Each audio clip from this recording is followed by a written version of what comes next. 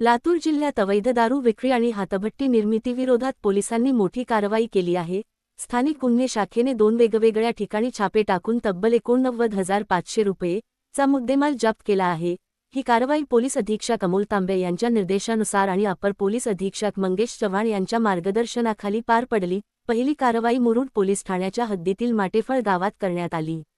येथे गोविंद दिगंबर खोसे याला ताब्यात घेऊन त्याच्याकडून देशी दारूच्या 70 बाटल्या किंमत 3,500 रुपये जप्त करण्यात आल्या।